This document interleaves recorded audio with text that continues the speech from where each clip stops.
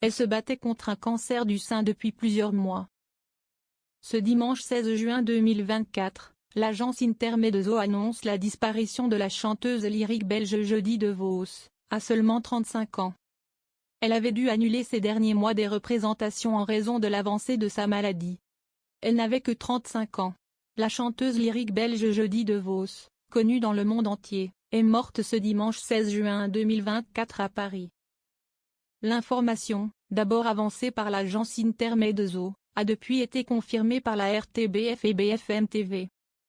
Âgée de seulement 35 ans, Jody DeVos se battait contre un cancer du sein agressif diagnostiqué il y a quelques semaines. Les cancers fulgurants ont un taux de survie à 5 ans inférieur à 5%. Les patients non opérables décèdent dans un délai médian de 6 mois. Considérée comme l'une des artistes lyriques les plus talentueuses de sa génération, Jody DeVos avait dû annuler plusieurs représentations ces dernières semaines. La dernière avait été postée sur son compte Instagram, et datait du 17 mai dernier. Depuis, les hommages pleuvent, et les fans de la chanteuse lyrique pleurent sa disparition brutale et choquante. Comme tu vas nous manquer, c'était une merveille, tragique, je viens d'apprendre votre décès.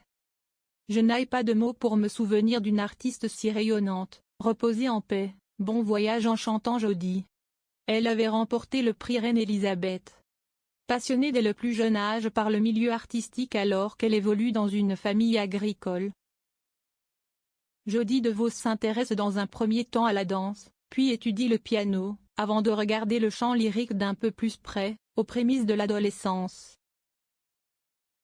Elle intègre le Conservatoire de Ciné, puis l'Institut de musique et de pédagogie de Namur, et enfin la Royal Academy of Music de Londres, où elle obtient son master.